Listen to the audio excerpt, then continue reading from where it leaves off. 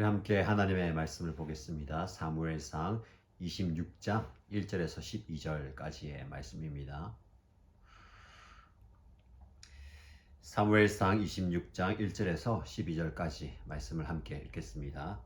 10광야의 주민이 기브아로 사울을 찾아와서 밀고하였다. 다윗은 여시몬 맞은쪽 하길라 산속에 숨어 있는 것이 확실합니다. 그래서 사울이 일어나 이스라엘에서 3,000명을 골라 거느리고 10광야에 있는 다윗을 찾으러 직접 10광야로 내려갔다. 사울은 여시몬 맞은쪽 하길라 산속으로 들어가 길가에 진을 쳤다. 이때의 다윗은 바로 그 광야에 있었기 때문에 사울이 자기를 잡으려고 그 광야로 쫓아온 것을 알게 되었다. 다윗은 곧 정찰 대원들을 파견하여 사울이 와 있는 장소가 어디인가를 확인하게 한 다음에 사울이 진을 친 곳으로 가보았다.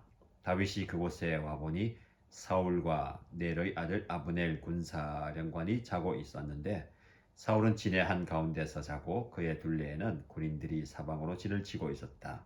그래서 다윗이 햇사람 아히멜렉과 스루야의 아들 요압의 아우인 아비새에게 누가 자기와 함께 사울의 진으로 내려가겠느냐고 물으니 아비새가 나서서 자기가 다윗과 함께 내려가겠다고 대답하였다. 이리하여 다윗이 아비새를 데리고 밤에 군인들이 있는 곳으로 가보니 사울이 진의 한가운데서 누워 자고 그의 머리맡에는 그의 창이 땅바닥에 꽂혀 있고 아브넬과 군인들은 그의 둘레에 사방으로 누워 있었다. 아비새가 다윗에게 자청하였다. 하나님이 오늘 이 원수를 장군님의 손에 넘겨 주셨습니다. 제가 그를 당장 창으로 찔러 땅바닥에 박아 놓겠습니다. 두 번 찌를 것도 없이 한 번이면 됩니다. 그러나 다윗은 아비새에게 타일렀다. 그를 죽여서는 안 된다. 그 어느 누구든지 주님께서 기름 부어 세우신 자를 죽였다가는 벌을 면하지 못한다. 다윗이 말을 계속하였다. 주님께서 확실히 살아계심을 두고 말하지만 주님께서 사울을 치시든지 죽을 날이 되어서 죽든지 또는 전쟁에 나갔다가 죽든지 할 것이다. 주님께서 기름 부어 세우신 이를 내가 쳐서 죽이는 일은 주님께서 금하시는 일이다. 그러므로 이제 우리는 그의 머리맡에 있는 창과 물병만 가지고 가자. 다윗이 사울의 머리맡에 있던 창과 물병을 들고 아비새와 함께 빠져나왔으나 보는 사람도 없고 눈치채는 사람도 없고 깨는 사람도 없었다. 주님께서 그들을 깊이 잠들게 하셔서 그들이 모두 곤하게 잠들어 있었기 때문이다. 아멘. 오늘 본문의 말씀에 보면 10광야의 주민이 다윗이 어디에 숨어 있는지 사울을 찾아가서 밀고합니다.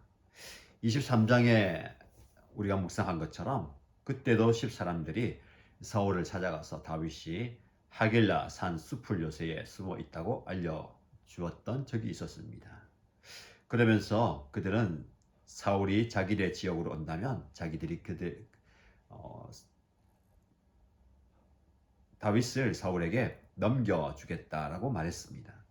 사울이 군사들과 함께 그곳으로 갔지만 다윗은 사울의 손에서 벗어날 수 있었습니다.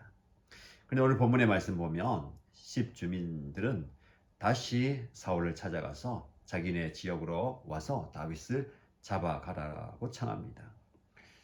그 당시 왕인 사울과는 좋은 관계를 맺는 것, 그리고 그 관계를 유지하고 싶어 하는 10 주민들.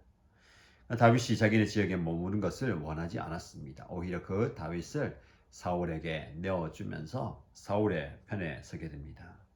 사울은 다윗을 잡기 위해 또다시 3,000명의 정예 군사들과 함께 길을 났습니다. 다윗이 이전에 사울의 옷자락을 잘랐던 그 사건 이후에 오늘 다시 사울을 죽일 수 있는 기회를 맞이하게 됩니다. 그런데 오늘 본문의 말씀을 보면 사울이 그의 장수들과 함께 진을 치고 깊은 잠이 들었을 때에 다윗이 사울이 자고 있는 그 적진 한복판으로 가게 됩니다. 아비새와 함께 가서 그 잠자고 있는 사울을 보게 되는데 아비새가 다윗에게 이렇게 이야기하지요. 저에게 허락하신다면 오늘 이 원수 장군님의 손에 하나님이 넘겨주신 이 원수를 단번에 창을 찔러 죽여버리겠습니다. 두 번도 필요 없습니다. 한 번이면 족합니다. 라고 다윗에게 이야기합니다. 그러나 다윗은 아비새에게 이야기하죠. 그를 죽여서는 안 된다. 어느 누구든지 하나님께서 기름 부어 세우신 왕을 죽일 수는 없다. 그랬다가는 벌을 받게 된다.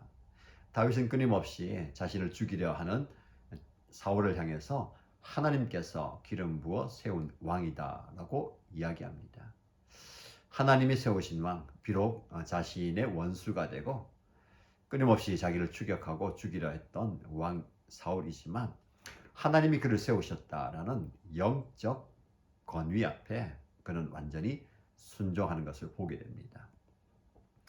계속해서 이어지는 다윗의 말을 보면 하나님께서 나의 원수를 갚아주실 것이고 내가 이 하나님께서 기름 부어 세우신 사울을 죽이지 않는다면 하나님이 그를 치시든지 그가 죽는 날이 되어서 즉 나이가 들어서 죽을 날이 되어 죽든지 또는 전쟁터에 나갔다가 죽게 될 것이다. 즉 사울의 생사를 하나님께 맡기는 것을 보게 됩니다.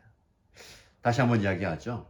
주님께서 하나님께서 기름 부어 세우신 이를 내가 쳐 죽이는 일은 하나님께서 금하시는 일이다. 그러면서 그 사울 왕의 머리맡에 있는 사울의 물병과 창을 가지고 갑니다. 그런데 신기한 것은 그 많은 군사들 3,000명이나 되는 사울과 함께한 군사들이 다윗의 행보를 전혀 눈치채지 못합니다. 하나님께서 그들을 깊이 잠들게 하셔서 그들이 모두 고나게 잠들어 있었기 때문이다 라고 오늘 본문의 말씀에 마무리하죠. 모든 일들이 이루어지는 과정 속에 하나님의 특별한 간섭과 개입이 있다는 것을 보게 됩니다. 오늘 본문의 말씀의 대략의 내용이 제가 드린 말씀인데 이 말씀을 통해서 저와 여러분들이 얻게 되는 영적 교훈과 적용할 수 있는 바가 무엇이겠습니까? 첫 번째는 다윗은 끊임없이 하나님께서 세우신 하나님의 기름 부어 세우신 왕이라고 이야기하면서 자신을 죽이려 하는 사울에 대하여 그의 영적인 권위를 세워줍니다. 비록 그의 인격과 그의 영적인 상태는 완전히 바닥을 치고 자기를 죽이려 한다 하더라도 하나님께서 세우신 그러니까 하나님이 이루어 가시는 모든 일들 가운데 다윗이 앞서가지 않으려 합니다. 우리가 한번 적용해 볼까요? 지난번에 이어서 다윗을 죽일 수 있는 절호의 기회입니다.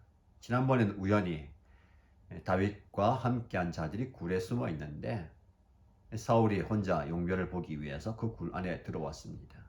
그런 절호의 기회, 군사들, 그와 함께한 부하들이 이런 기회가 어디 있습니까? 하나님이 당신에게 저 사울의 생명을 손에 붙여주셨습니다. 라고 이야기했지만 다윗은 그렇지 않다라고 거절했죠.